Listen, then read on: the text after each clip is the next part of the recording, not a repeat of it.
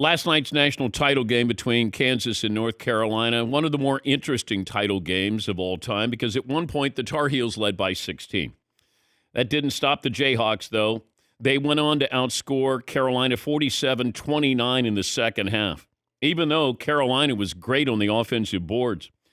But the Jayhawks squeezed out the victory, the 16-point comeback, the largest in national title history. Kansas's victory also shows there's a different way to build a championship team. You know, for a while you had that leadership, upperclassmen leadership. Then we had the one and dones. And then we're starting to see college basketball is either you're 18 years of age or you're 23. Transfer portal is a big deal. And here's an amazing stat. At least I think it's an amazing stat and speaks volumes about college basketball right now. So Carolina and Kansas are blue bloods. We expect them to get great players. The number of minutes played by freshmen in last night's title game, combined, 3 minutes. Carolina, 0 freshmen playing. Kansas had 1 player, 3 minutes off the bench. So the next time you look at your school and say, we didn't get any 5-star recruits, just remember, there's always that transfer portal. You can always get somebody who's maybe spent 4 years at a previous school. And we're getting closer to what college basketball used to be when you stayed, because once we get through with the one and done and you can go right from high school into the pros again, then we're going to be looking at teams building their rosters differently. You're going to have these players who are 23, 24 years of age. Remy Martin was at Arizona State. Manick was at Oklahoma. You're going to transfer, get a chance, grad. We saw a lot of these teams that had players. Some players were 24. I think there was a 25-year-old in the tournament. That's a big difference. When you come in to college as an 18-year-old, you're not fully grown, and then you face against grown men, and it's night and day different. Night and day. And you're seeing these kids who come in 18, 19, and then you see somebody who's 23 years of age. And also, you saw a lack of experience down the stretch. Carolina, also Duke. But Kansas did what Kansas needed to do.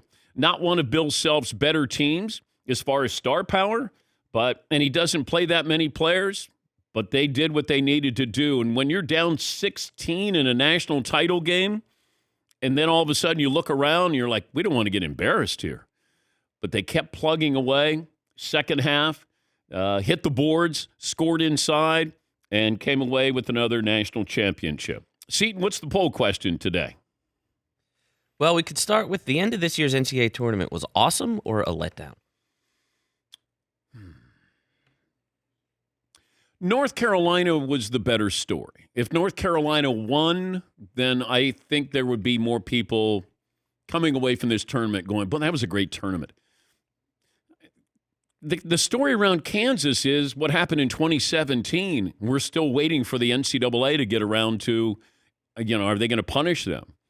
That's not really, can't wait to tune in and see the awkward moment Bill Self wins a championship and he's up there with Mark Emmert, president of the NCAA. Not exactly a tune-in factor. Yes, Eaton. Because when you're watching it, whether the NCAA can do it or not, you're kind of like, so when does this get vacated? Well, this doesn't get vacated. I understand it, but you're kind of watching being like, so when does everybody here get in trouble? Or are they not? Well, here's the thing. You're going to get punished for the past, but it'll affect the future. That's what's weird, is if it happens, and this was something that happened in 2017. By the way, there were guys who were called bagmen for Adidas. They would go and pay the player or the parents or a handler. 2 of the guys are in prison this morning that were involved in this. Their job was to go out and help the Adidas schools, just like there's somebody who's helping the Nike schools and Under Armour schools. These 2 guys, 2 of the 3 are in prison this morning. Yeah, Paul. One shining payoff. Yeah. So the bagmen, Jim Gatto and Merrill Code, are in prison this morning serving out sentences for, in part, providing Kansas recruits and their families money as an inducement to play for Kansas. Doesn't affect what happened last night with this team. Could affect Bill Self down the road. But what happened last night is going to stay with Kansas. They're not going to take that away. They might take other things away, but they're going to. Imagine you're going to go to Kansas. You're going to be impacted maybe by something that happened 5 years ago. And I don't know if that's why maybe you're not getting the big name recruit, that they're looking at it and thinking, because this is what happens. It's a small world, incestuous. And you'll have people who will tell you, hey, you don't want to go there. They're going to be on probation. Now, that doesn't mean they won't ask Bill Self and say, hey, Coach, I'm being told you guys are going to be on probation. Nope, that's not going to happen. Well, whether it's true or not, do they go there or not go there? This is what happens. You want to tell somebody something so you can get them and they don't go to Kansas. But Bill Self did a great coaching job last night, and Kansas surprising everybody here. And it's one of those, when we looked at the Final Four, I didn't think Baylor was worthy, and I didn't think Kansas was. But then you start to look at it, who was worthy of the number one? Arizona? Gonzaga? Like, you start buying in and you go, yeah, Gonzaga and Arizona in the national title game. And you go, no, they didn't get to the Final Four.